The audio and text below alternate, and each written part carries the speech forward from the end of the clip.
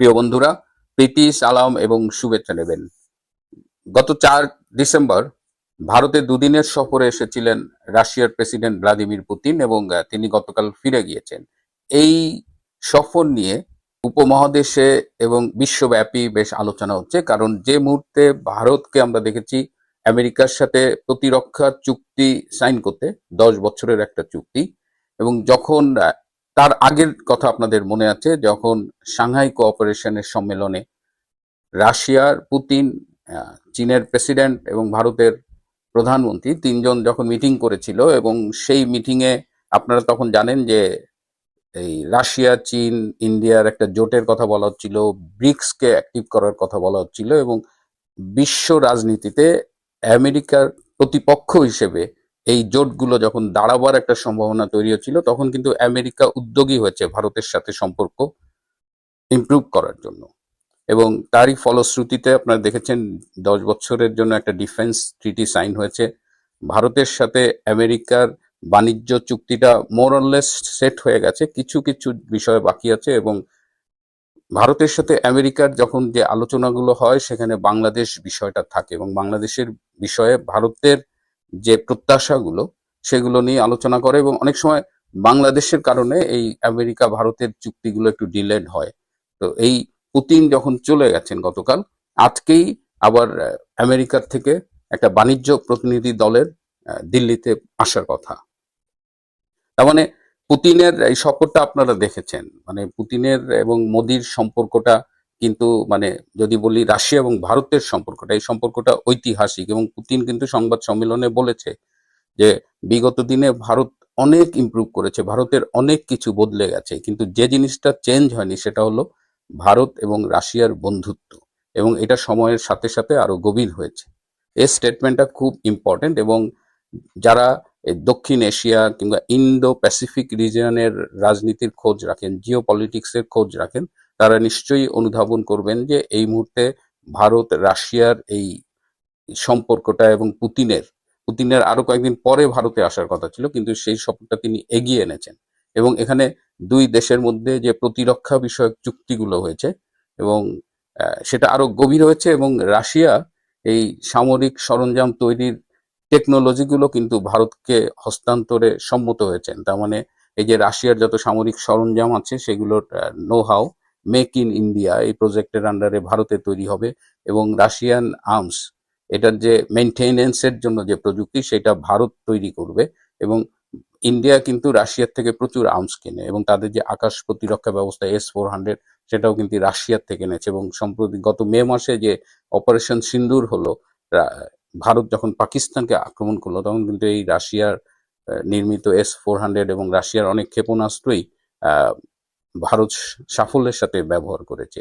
তো এই সময়ে এই বিশ্ব রাজনীতিতে এই পুতিনের ভারত সফরটা অত্যন্ত গুরুত্বপূর্ণ, এবং বিশ্বে যে একটা রাজনৈতিক ভারসাম্য বজায় রাখার জায়গাটায় ভারত কিন্তু নিজেকে স্থাপন করেছে। অর্থাৎ ভারত যে আমেরিকা, রাশিয়া এদের মধ্যে যে একটা ভারসাম্য বজায় রাখার যে জায়গাটা, সেই জায়গাটা ভারত এখন পালন করছে, এবং ইটস ভেরি ইম্পর্টেন্ট। এবং দেখেন রাশিয়ার সাথে ঘনিষ্ঠতার সাথে সাথে আমেরিকাও কিন্তু বসে নেই, আমেরিকাও ভারতের সাথে তাদের সম্পর্ক ইমপ্রুভ করছে। এবং ট্যারিফ নিয়ে মাঝখানে এই যে ভারতের ট্যারিফ প্রায় 50% বাড়িয়ে দিয়েছিলেন, ফলে একটা টান টান উত্তেজনাকর পরিস্থিতি শুরু হয়েছিল, এবং সেই সময় ট্রাম্পের অ্যাডভাইজাররা তাকে অ্যাডভাইস দিয়েছিল যে ভারতের সাথে এই পায়ে পা লাগিয়ে ঝগড়া করে তাদের আসলে খুব বেশি লাভ নেই।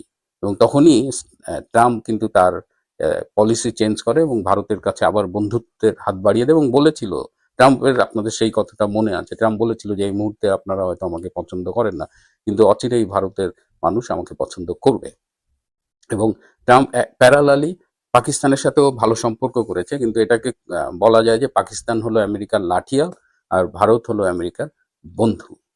এখন এই সফরে, পুতিনের সফরে, বাংলাদেশের প্রধানমন্ত্রী শেখ হাসিনার সাথে পুতিনের সাক্ষাৎ হয়েছে কিনা এটা নিয়ে একটা আলোচনা চলছে। তো আমি একদিন সময় নিয়েছি যে পুতিনের সাথে শেখ হাসিনার একটা বৈঠক হয়েছে, এই বৈঠকটা 10 মিনিটের হবার কথা ছিল, কিন্তু এটি আলটিমেটলি 17 মিনিট স্থায়ী ছিল। এবং রাষ্ট্রপতির সাথে দেখা করবার আগে পুতিন শেখ হাসিনার সাথে এই বৈঠকটি করেন, এবং শেখ হাসিনা তাকে 4টি উপহার দেন। একটি তৈলচিত্র উপহার দেন, যেখানে নদীতে নৌকা ভাসছে, তার পাশে ঘাস, মাটি, তারপরে সেখানে রূপপুর বিদ্যুৎ কেন্দ্র, এরকম একটা অয়েল পেন্টিং দিয়েছে। এছাড়া বঙ্গবন্ধুর আত্মজীবনীর ইংরেজি ভার্সন দিয়েছে, একটি নকশি কাঁথা এবং একটি জামদানি শাড়ি উপহার দিয়েছেন পুতিনকে।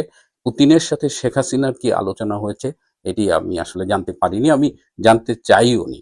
এবং আমাকে এটাও বলা হয়েছে যে তাদের ভেতরে কি আলোচনা হয়েছে সেটা জেনে বলার চাইতে সেটা এই মুহূর্তে না বলাটাই বেশি জরুরি।